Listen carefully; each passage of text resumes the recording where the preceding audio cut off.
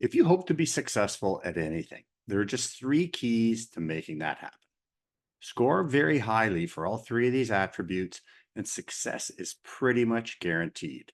Score low in any one of them, and that one low score will be the limit of your potential success. So you must achieve a high level in each of these areas. But here's the good news: you can dramatically improve your score in all three of them, making success virtually guaranteed. And that's what I'm going to talk to you about today. If you don't know me, I'm Tim Packer. 25 years ago, I quit my job as a police officer to pursue my dream of becoming an artist. Now, after making several $1 million from the sale of my art, I had a severe health scare in 2019, and that led to an epiphany. I realized that going forward, just cranking out more paintings and making more money wasn't going to be enough for me. I realized that there are countless aspiring artists out there who share the same dream that I had, and I wanted to dedicate the next phase of my life to helping them. So in 2020, I founded the Tim Packer Art Academy, and since then, I've helped thousands of satisfied students with my online courses. So, what are these three keys? The first one is skills or knowledge. The second one is traits. And the third one is beliefs. It doesn't matter what field you are in. If you score a 9.5 out of 10 in skills and knowledge, a 9.5 out of 10 on traits, and a 9.5 out of 10 in beliefs, you will be successful.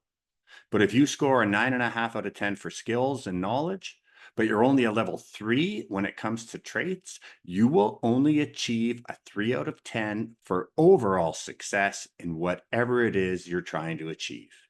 So let's look at these in a little more detail, starting with skills and knowledge. All of my content is directed at aspiring artists, so I'm going to talk about this as it applies to artists. So, what are some of the skills involved in becoming a successful artist today? Well, there are the obvious ones like drawing, brushwork, color and composition, perspective, atmospheric perspective, working wet in wet or dry brushing, scumbling, underpainting, and on and on and on. If you score very highly in all of these things, you at least have a chance to be successful.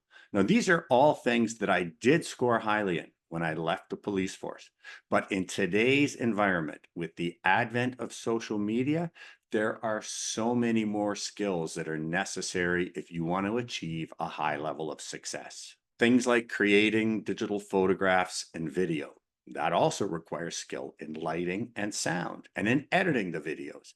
You need to become computer savvy enough to upload video and picture posts. You need to understand how the algorithms work for the various platforms. You need to understand how to run ad campaigns, which involves becoming good at copywriting, writing hooks, understanding how to create funnels and email sequences. If you want to get into self-publishing, you need to become skilled at digital printing, online sales, and how to ship your work. If you're doing art festivals, you have to become very good at talking to potential clients about your work. If you want to get into teaching or doing YouTube videos, you have to master public speaking. You also have to become highly skilled in business. Now, these are all things that I score very highly in right now. But when I left the police force to pursue a career as an artist, I would have scored somewhere between a 0 and a 1 for all of them. In fact, some of these things didn't even exist at the time. So I hope you can see that it is possible to dramatically increase your skills and knowledge. Now let's look at traits. A trait is a particular characteristic, quality, or tendency that someone has. Now, we often break these down into general terms. Things like work ethic, conscientiousness, grit, honesty, kindness, laziness, loyalty, etc. The important thing here is that these traits are merely a tendency. They are not cast in stone. You can change them if you want to. Now, we all know which traits are desirable. They're the ones you would want an employee, a spouse, or one of your children, but they are ultimately manifested by your actions. Now, in terms of business success, one of the more important ones is the ability to delay gratification, to work long and hard on something because you know it will bring you closer to your long term goals. instead of always looking for the shortcut. And when it doesn't work out, moving on to the next shortcut. We all know people like this. They've tried and failed at multiple things because they are just unwilling to put the effort in over the long haul. It's also the reason why the weight loss industry is a multi-billion-dollar industry. Pretty much any diet or workout routine will work if you just stick to it. But most people aren't willing to do the work over time. And the industry is quite happy to provide them with some new shortcut that promises amazing results with no effort or discipline required. Another important trait is grit.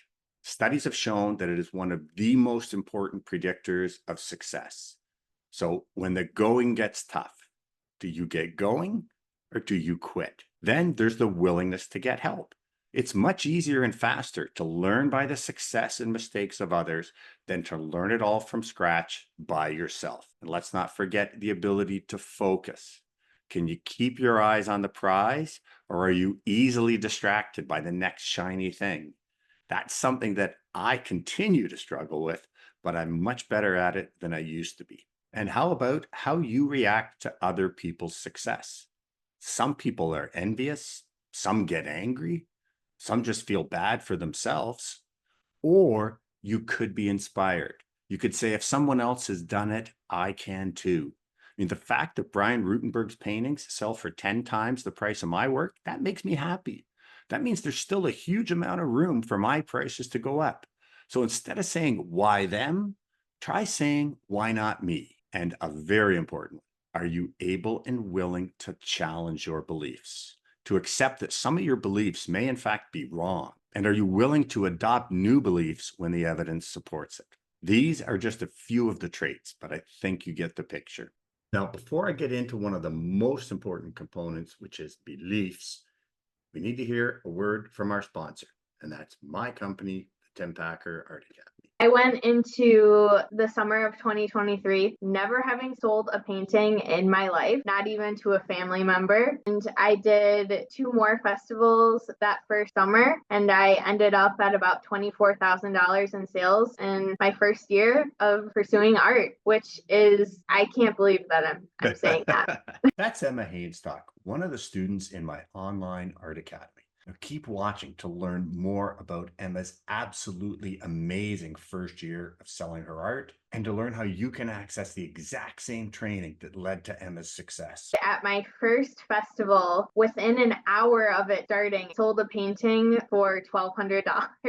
I never in a million years thought it would be possible to make a living from being an artist. And it was awesome because my parents, they kind of encouraged me down the more practical path. And then when they were with me at that first art festival, they were stunned. Now they believe in me oftentimes more than I believe in me. It has been really awesome.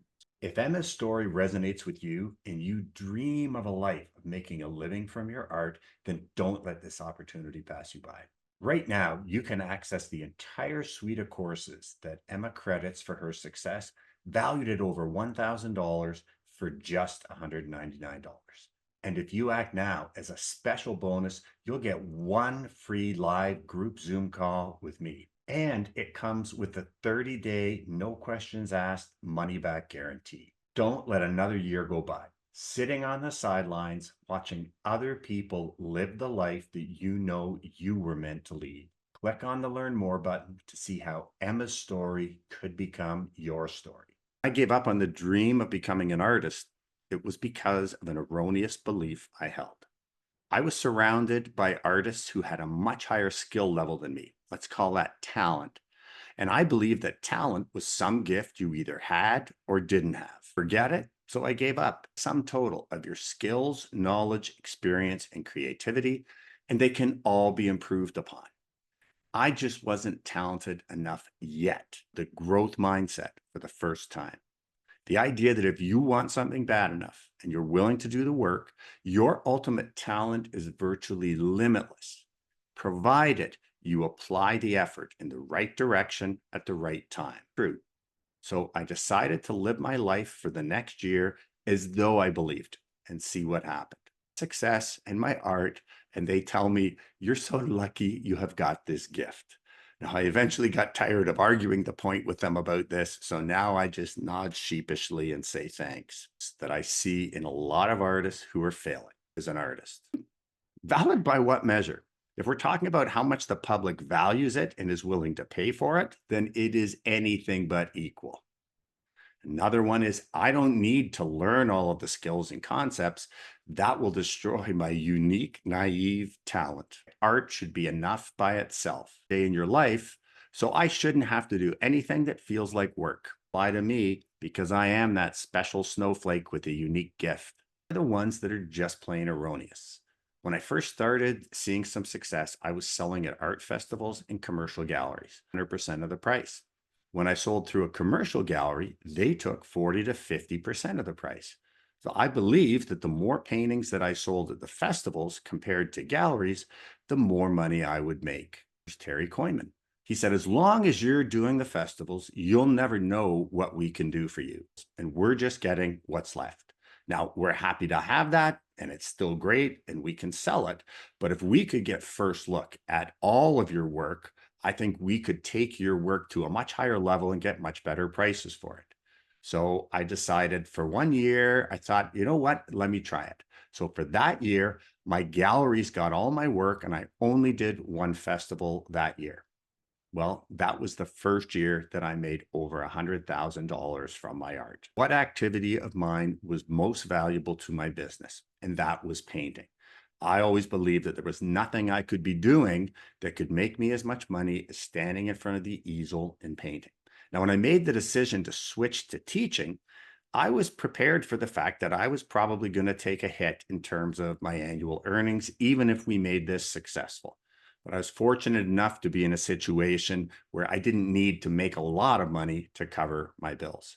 Well, it turns out that belief about what was most valuable for my business was wrong. Painter, there are a lot of great painters out there, but I am a much better teacher than I am a painter. And I have a skill set and set of experiences in terms of the things that I've been successful in my art career that are invaluable in terms of sharing that experience with others who want to achieve that same success. This whole online art academy thing and how to monetize it, this is going to be the highest earnings year we've ever had, and it's going to be all based on the online art academy. Now, I just recently received an inquiry about doing a commission. And this was for a painting that would be about $12,000. And I actually said no, because I realized that the time that it would take me to do that, while it might be, in the short term gratifying to get that money, spending that same amount of time in working on the academy, creating new courses, creating this type of content, that is going to create me more earnings long term than taking a month and working on one painting. Working on the Art Academy is the thing that is most valuable to my business. Skills and knowledge, traits, and beliefs. The thing that you also need to know about these is they are on a continuum. They can always be improved upon, so you are never done. But the first thing you need to do if you want to be successful is take an honest look at yourself. Give yourself a rating from 1 to 9 out of 10 in each of these three areas. Now, nobody gets a 10 ever because we're never done, right? These keys is the lowest score. You then need to figure out what is the one thing that you can work on that will have the biggest impact on that overall rating. And for the struggling artists that I see, let's look at what I think are the biggest things they can do to improve their skills, their traits, and their beliefs.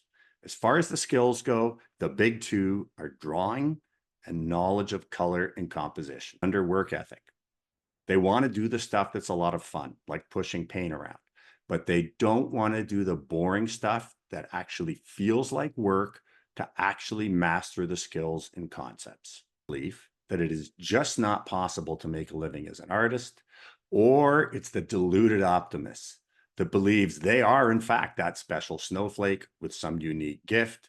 And if they just keep doing what they're doing, the world will eventually come to recognize their genius. What we're doing is not working.